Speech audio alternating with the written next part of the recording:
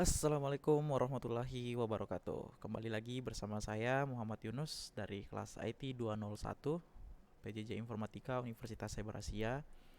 Nah, pada video kali ini saya akan uh, menjelaskan sedikit tentang tugas satu saya, dan video ini merupakan uh, acuan untuk memberikan penilaian di UTS. Nah, pada mata kuliah struktur data dan algoritma, uh, di minggu lalu saya sudah mengerjakan soalnya, di mana di sini kita mengerjakan soal tentang normalisasi atau normalisasi tabel. Eh, di sini soalnya itu adalah membuat tahapan atau susunan normalisasi untuk database pelatihan yang sudah diberikan. Ini adalah tabel universalnya. Di sini kita menggunakan first normal form atau yang biasa ditulis 1NF, dan second normal form, sorry, ini kok font ya, form, oke, maaf, oke, atau 2NF biasa ditulis. Oke, nah di sini ini adalah jawaban saya. Akan tetapi bagaimana sih saya mengerjakan soal ini? Nah, pada kesempatan video ini, nah disinilah saya akan memperlihatkan kenapa saya bisa menghasilkan hal-hal ini. Oke, sebelumnya saya mengerjakannya di Excel dan kemudian saya copy ke Microsoft Word. Oke, di sini saya sudah menyiapkan Excel-nya. Oke, nah ini adalah tabel universalnya. Oke, sebelum kita masuk ke uh, proses normalisasinya ini, kita harus mengetahui terlebih dahulu apa sih itu normalisasi. Nah, normalisasi adalah sebuah proses pembentukan struktur basis data sehingga sebagian besar ambiguity bisa dihilangkan. Apa itu ambiguity? Ya, sesuatu yang membingungkan. Nah, sesuatu yang membingungkan itu bisa uh, dihilangkan. Mungkin sebagian orang ketika melihat ini, mungkin ya orang yang awam itu pasti agak bingung ini maksudnya gimana. Nah, terus seharusnya kan seperti ini ya. Nah, kok ini di sini satu gitu kan. Nah, itu bisa membuat orang ambigu. Nah, terus tahap normalisasi itu, karena di sini kita akan membahas tahap normalisasi. Nah, tahap normalisasi itu ada berapa sih? Nah, sebenarnya tahap normalisasi itu ada 5. Dari yang paling ringan, yang tadi first normal form atau yang biasa ditulis 1NF, sampai yang paling ketat itu adalah kalau tidak salah 5 normal form atau 5NF. Akan tetapi biasanya sih orang-orang yang cuma menggunakan sampai uh, tahap normalisasi yang ketiga, yaitu third normal form atau 3NF. Tapi pada video ini kita hanya membahas sampai yang dua. Oke, uh, kenapa sih harus dilakukan yang namanya normalisasi? Nah, normalisasi itu dilakukan gunanya adalah untuk mengoptimalisasi atau mengoptimalkan struktur-struktur tabel. Yang kedua, meningkatkan kecepatan. Yang ketiga, menghilangkan input data atau masukan data yang sama. Terus, eh, meningkatkan efisiensi media penyimpanan. Nah, tentunya ketika ada data yang sama dimasukkan, itu kan sebenarnya tidak efisien ya, malah akan terjadi penumpukan berkas yang sama itu saja. Akhirnya penyimpanan cepat penuh gitu. Terus selanjutnya mengurangi redundansi. Nah, redundansi yang tadi yang saya sebut adalah penumpukan data yang tidak perlu. Ya, yang tidak perlu itu seperti apa? Yang data yang sudah terduplikat, data yang sudah sama kok masih dimasukin, anggap anggap saja ya. Di sini uh, ada tabel dengan kode peserta, nama peserta, kode pelatihan, jenis pelatihan, dan evaluasi. Nah, anggap saja di peserta ini uh, ada kode KS1 ini. KS1 ini kodenya dengan nama pesertanya Yudi. di kode pelatihan dia ada kode pelatihan lagi di sini. Jadi dia kode pelatihannya ada yang satu ini double, database dan lulus. Ya mending diambil satu aja maksudnya gitu, biar datanya itu enggak double gitu. Nah, oke, mungkin itu itu saja penjelasannya. Nah, semoga bisa dipahami. Terus kita ke tahap normalisasi yang pertama. Nah, kita lihat di sini di tugasnya tadi. Nah, modelnya seperti ini. Nah, ini full, kalau ini enggak. Nah, kenapa bisa full seperti ini? Bentar. Kita copy dulu. Copy sini. Oke. Kita tulis 1NF. Oke. Ini normalisasi yang tahap pertama. Oke. Sebelum ke tahap normalisasinya kita tahu dulu ada nggak syaratnya? Ya tentu, untuk melakukan normalisasi tahap 1 itu ada syaratnya. Syaratnya adalah yang pertama, tidak boleh ada atribut yang bernilai banyak. Ya, yang tadi banyak, double.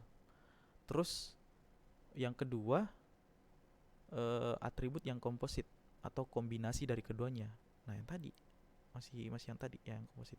Nah, jadi di sini karena ini masing-masing mewakili, maka ini kode pesertanya, ini kan kode peserta. Nah, kode pesertanya itu kita copy aja seperti ini. Nah, kode peserta KS1 ini siapa? Oh, Yudi. Jangan dibiarkan kosong, ya diisi aja. Terus kode pelatihannya, KP-nya di kode pelatihan kedua. Nah, ini adalah program web dan lulus. Nah, semuanya itu diisi sampai yang mewakili dia. Oke, di sini bentar, ini di copy aja. Oke, KS1 terus Yudi. Nah, ini sudah tidak ada ambiguity lagi, sudah memenuhi. Nah, ini untuk yang tahap 1. Nah, terus ini juga kita copy aja, sama. Oh, ini adalah pram. Nah, oke, sudah jadi. Nah, untuk tahap 1 sederhana saja, ya seperti ini. Intinya jangan sampai ada yang double, dan masing-masing tabelnya ini maksudnya masing-masing barisnya ini terisi gitu. Tidak ada ambiguity di dalamnya, tidak ada sesuatu yang membingungkan. Oke, ini untuk normalisasi yang pertama. Terus normalisasi yang kedua atau second NF, second normal font. Kok ada warna di situ? Oke lah. Ini si pram ngapain di sini? Oke, dah. Normalisasi yang kedua atau second normal form. Apakah ini memiliki syarat juga? Ya tentu. Setiap normalisasi data itu pasti ada syaratnya. Apa sih syarat dari normalisasi form yang kedua ini? Syarat pertamanya adalah harus memenuhi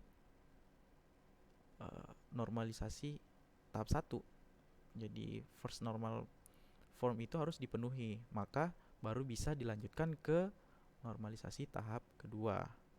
Terus apalagi? Ketika sudah terpenuhi dan semua atribut selain primary key secara utuh memiliki fungsional dependensi pada primary key, dan selanjutnya tidak memenuhi jika ada atribut yang ketergantungan hanya bersifat parsial saja atau hanya bergantung pada primary key saja. Nah, Di sini kita bisa ngambil dua. Di sini kode peserta. Kode peserta dan nama peserta ini mereka masih satu. Mereka masih saling mewakili, maka kita ambil kode pesertanya. Kita ambil kode peserta. Terus kode pelatihan dan jenis pelatihan sampai evaluasi mereka juga sama. Maksudnya mereka masih satu. Jadi kita ambil juga, copy ke sini aja. Oke.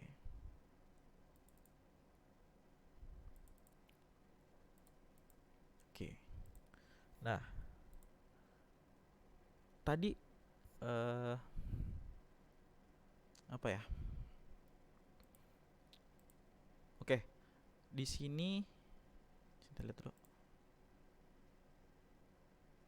Nah. Oke. Nah, di sini kita cuma ngambil yang UD saja. UD. Terus Pram.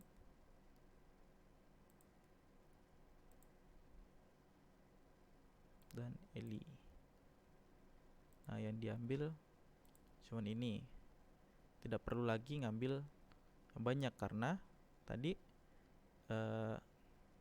apa alasan dari sebuah normalisasi adalah untuk menghilangkan input data yang sama. Nah, di sini di tahap kedua itu sudah mulai dihilangkan. Nah, di sini kan tadi banyak.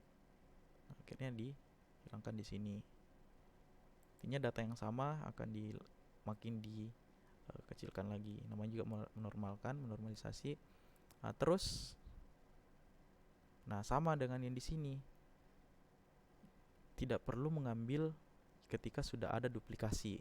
Nah, di sini kebetulan di sini masing-masing kode pelatihan tidak ada yang tidak ada yang terduplikat. Jadi kayak misalnya UD ini cuman mengambil 3, tidak ada pelatihan yang diambil 2 kali, maka kita ambil semuanya yang mewakili dia,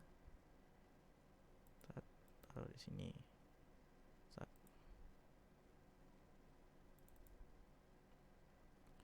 Terus begitupun dengan Pram itu hanya menggunakan mengambil 2 pelatihan, maka juga diambil cuman 2 ini aja. Terus selanjutnya si Eli cuma 1. Nah, seperti ini. Maka dihasilkanlah normalisasi yang seperti yang saya tuliskan seperti ini. Nah, kurang lebih seperti itu saja yang bisa saya jelaskan tentang normalisasi, proses pembentukan struktur lagi. Ini proses normalisasi. Oke, hanya ini yang bisa saya sampaikan. Mohon ketika ini ada salah, mohon diberikan komentarnya. Untuk teman-teman atau Bapak Ibu dosen yang melihat ini, mohon komentarnya. Kalau memang ini pasti ini masih banyak kesalahan dan ini juga saya masih belajar, mohon dikomentarkannya. Oke, lebih kurangnya mohon dimaafkan. Assalamualaikum warahmatullahi wabarakatuh.